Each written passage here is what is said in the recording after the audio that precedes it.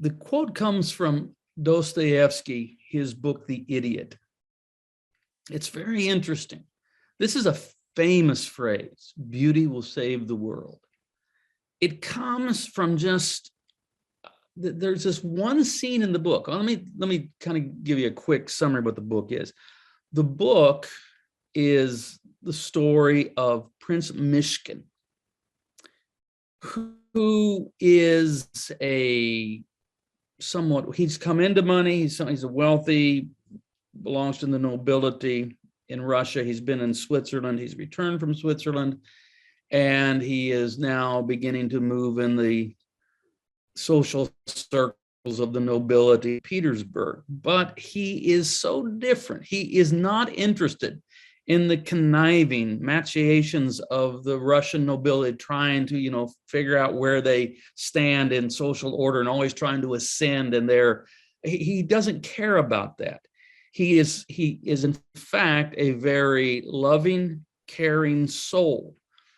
But because he doesn't care about Russian social class and standing and posturing to, improve your position and all of that, he's called an idiot 42 times in the book. He's not an idiot.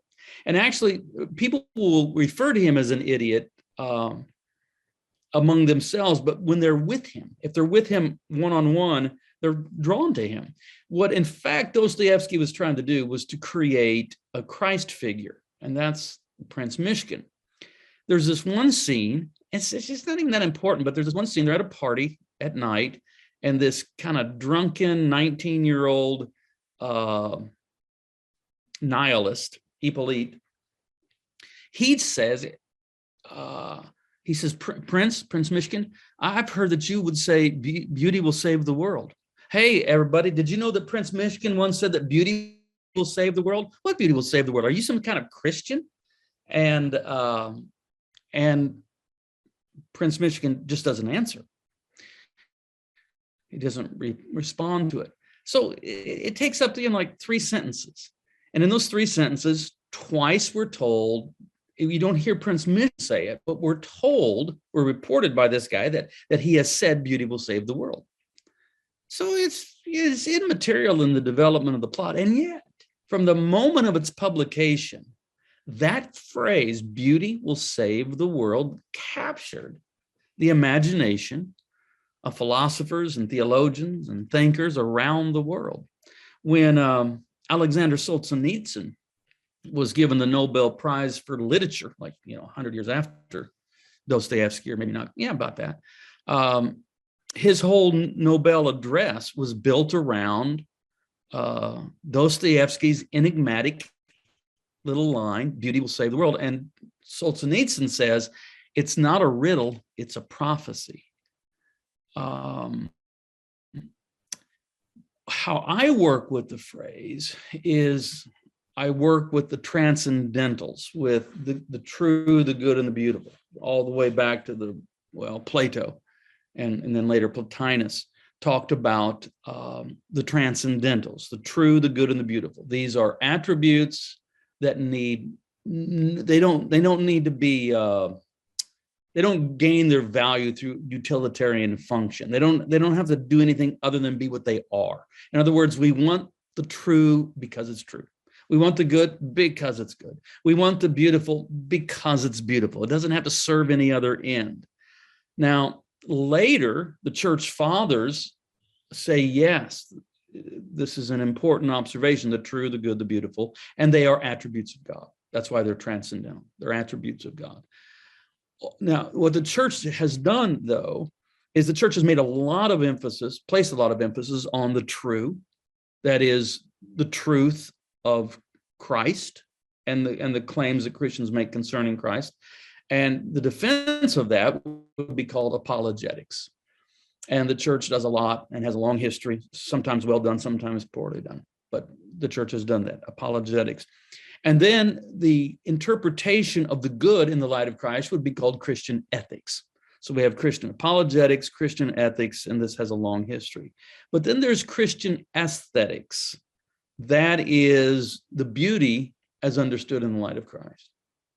And the church has not Sometimes the church has done some good work with that. Other times it's sort of just followed the wider culture and relegated beauty as mere adornment and really not essential and important and equal with truth and goodness.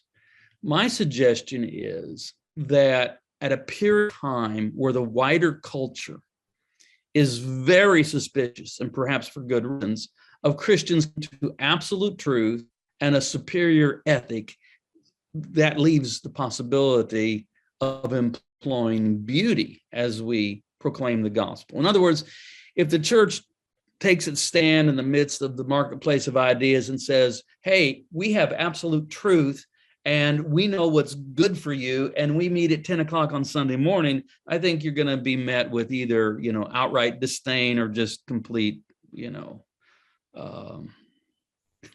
forget you, buddy. And but what about the beautiful? What about that? See, beauty has a way of sneaking past our defenses. Beauty has an ability to charm, and so I write a whole book on beauty, right? Beauty will save the world. One of the things I learned in writing that book is that there are precious few synonyms for beauty. And it's a word that it's hard to get a good definition for. You can look up the dictionary definition, you'll read it, and you go, yeah, it's true enough, but it doesn't seem to really capture what the word really is communicating. I think it was Aristotle had a kind of a working definition, but it doesn't. Beauty is one of those things that we know it when we encounter it, whether or not we can define it, but it has something to do with form. That's the key word, form. So whether it's a painting, a poem, a song, a sculpture, the form is what makes it beautiful. Are the words arranged in a beautiful way? Is the stone carved in a beautiful way? Is the paint arranged in a beautiful formation upon the canvas? For Christians, our form is, of course, clearly the cruciform. That is Christ crucified. And what's so astounding is that we have learned how to depict it in forms of beauty. I'm sitting here at my writing desk, and every book I've written, I've had this cross icon sits right here, it's kind of just presiding, and it's a work of art. It's beautiful. I think everybody would agree it's beautiful. But have we thought about how strange it is that crucifixion has been turned into something beautiful? I promise you, when the Romans were crucifying people, they weren't trying to do works of art. In fact, crucifixion was horrible. It was ugly. And this is the pushback sometimes we'll get. People say, well, you depict Christ crucified in terms of beauty, but it wasn't beautiful. Well, certainly it wasn't if you're thinking like a journalist. I mean, if we had a journalistic photograph of the events of Good Friday, we might look at it once, be appalled, regret that we looked at it and never looked at it again, because all we would see would be the ugliness. And the ugliness is there because that is what the Romans are trying to do. They're trying to terrorize an occupied people and let them know, if you even think about rebellion, this is what could happen to you. So have Christian artists made mistakes in depicting Christ crucified in terms of beauty? No, that's not a mistake. It's like Van Gogh's Starry Night. If you know that painting with the swirl stars and all that, is that a one-to-one journalistic depiction of what a starry night looks like? No. But the role of the artist is not of the journalist. The role of the artist is to help us see what we may have overlooked. And so what Van Gogh is saying is, hey, pay attention, wake up. It's happening all around you. Don't miss the beauty and the grandeur. There is something truly beautiful about a starry night. And what we see on Van Gogh's canvas is really what's supposed to be happening within our soul. Same thing with Christ crucified. Yeah, you could just say it's a naked man nailed to a tree being tortured to death.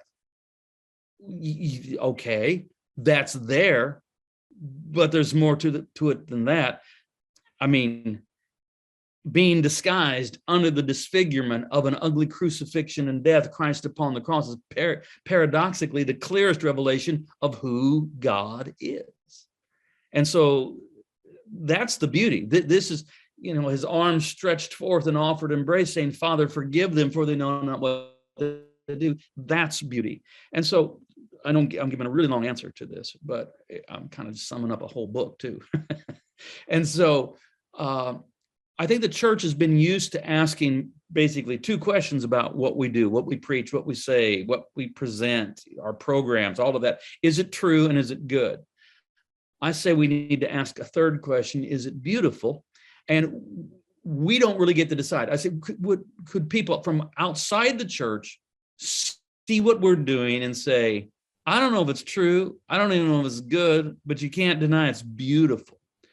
And I think that really needs to be a conversation the church is having about how do we attract people, not through strong arm techniques of, telling them this is the truth and this is good for you, but rather just the attractiveness of living beautiful lives formed by Christ, so that people say, I want to know more about that. I'm drawn to that. I see the beauty of it. Okay, that's a long answer.